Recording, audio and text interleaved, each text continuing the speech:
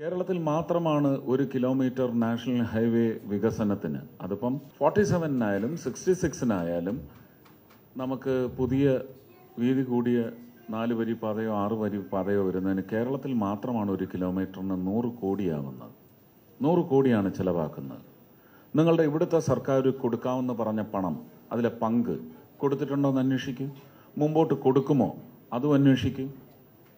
അപ്പോൾ പാലിയേക്കര ടോൾ 25 വർഷത്തേക്കാണ് പ്ലാൻ ചെയ്തതെങ്കിൽ ഈ കാശ് മുഴുവൻ പിരിച്ചെടുക്കുന്നതിന് ചിലപ്പോൾ 50 or 100 വർഷത്തേക്ക് നീട്ടിയിരിക്കും. സ്ഥലം ഓൾറെഡി അക്രമ വിലക്കാണ് സ്ഥലം വാങ്ങിക്കൊണ്ടിരിക്കുന്നത്. കുറ്റം പറയാനൊക്കത്തില്ല. സ്ഥലം നമുക്ക് വിട്ടുകിട്ടുന്നുണ്ടല്ലോ. അതിപ്പോ വാങ്ങിയില്ലെങ്കിൽ 5 വർഷം കഴിഞ്ഞാൽ അതിന്റെ ഇരട്ടി വിലയാകും. അതുകൊണ്ട് ചോദിച്ച കാശ് കൂടുതൽ കൊടുത്താണ് സർക്കാർ ഇത് ഏറ്റെടുത്തുകൊണ്ടിരിക്കുന്നത്. കേരളം സ്ഥലം എടുത്ത് കൊടുക്കുന്നില്ല. നമസ്കാരം. ഓട്ടപ്രദക്ഷിണത്തിലേക്ക് എല്ലാവർക്കും സ്വാഗതം. ദേശീയപാതകൾ ആരാണ് പണിയുന്നത് എന്നതിനെ ചൊല്ലി കേരളത്തിൽ നിരന്തരം തർക്കങ്ങൾ ഉണ്ടാകാറുണ്ട്. ഇടതുപക്ഷവും അവരുടെ ഫ്ലെക്സ് മന്ത്രിയും ഒക്കെ എപ്പോഴും അവകാശപ്പെടുന്നത് ദേശീയപാതകൾ അവരാണ് നിർമ്മിക്കുന്നത് എന്നാണ്.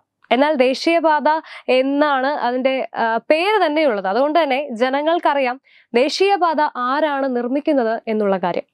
അവിടെ ഫ്ലെക്സുകൾ കൊണ്ടുവയ്ക്കുകയും തള്ളുകളൊക്കെ ഇങ്ങനെ പ്രസംഗിക്കുകയും ഒക്കെ ചെയ്യുന്നതാണ് അവരുടെ പ്രധാന പരിപാടി, പ്രധാന വിനോദം എന്ന് വേണമെങ്കിലും പറയാം.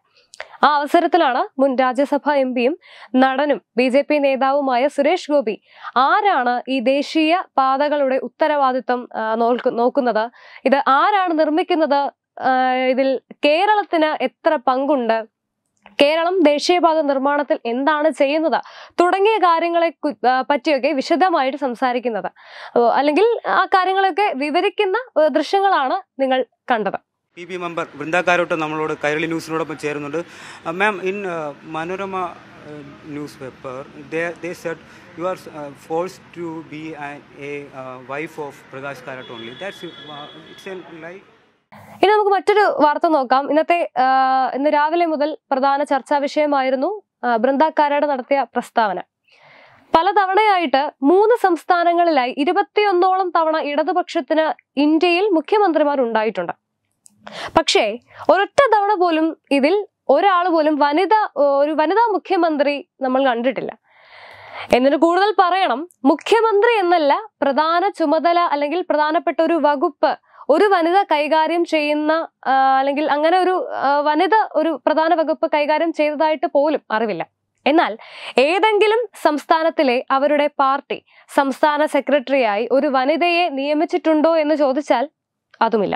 നിർണായകമായിട്ടുള്ള ഒരു സ്ഥാനത്തിലും ഇന്നോളം ഒരു വനിതയെ നിയമിക്കാത്ത ഒരു പാർട്ടിയാണ് CPM. ഇതുപോലൊരു പാർട്ടിയിൽ വൃന്ദ കാരാട്ട് എന്ന പോളിറ്റ് ബ്യൂറോ മെമ്പർ, അവർ പോളിറ്റ് ബ്യൂറോ മെമ്പർ മാത്രമല്ല, മുൻ ദേശീയ സെക്രട്ടറി ആയിരുന്ന കാരാട്ടിന്റെ ഭാര്യ കൂടിയാണ്. പക്ഷേ നിർഭാഗ്യവശാൽ അവർ ഇപ്പോൾ പറയുന്നത് അവർ പ്രകാശ് കാരാട്ടിന്റെ ഭാര്യ എന്ന രീതിയിൽ മാത്രമാണ് ഇത്രയും നാൾ അറിയപ്പെട്ടത് എന്നതാണ്. അല്ലാതെ ഒരു സ്ത്രീ എന്ന രീതിയിലുള്ള പരിഗണനയോ വനിതാ നേതാവ് എന്നുള്ള ഒരു നിലയിലേക്കോ അത്തരത്തിൽ അവരെ ഒന്ന് പരിഗണിക്കുകയോ ചെയ്തിട്ടില്ല, അല്ലെങ്കിൽ അങ്ങനെ ഒരു അവസരം അവർക്ക് ലഭിച്ചിട്ടില്ല എന്നാണ് പറഞ്ഞു വച്ചിരിക്കുന്നത്. അത് വെളുപ്പിക്കാനുള്ള ശ്രമമായിട്ടായിരിക്കാം ഒരുപക്ഷെ കൈരളിയുടെ മാധ്യമ പ്രവർത്തകൻ ചോദിക്കുന്നത്. അവിടെയാണ് ഈ കൈരളി ചാനലിലെ, അതുപോലെ പ്രത്യേകിച്ച് മാധ്യമ പ്രവർത്തകരുടെയും ഒക്കെ ഇംഗ്ലീഷ് പരിജ്ഞാനത്തെ പറ്റി നിരവധി ട്രോളുകളൊക്കെയുള്ള ഈ ഒരു സമയത്ത് തന്നെയാണ് അത്യന്തം വികലമായ രീതിയിലുള്ള ഇംഗ്ലീഷ് ചോദ്യങ്ങൾ നമ്മളിപ്പോൾ കണ്ടത്. Web desk Tatwamayi news. Diganta resort, Ahmedabad, Gujarat. Phone 9099055135.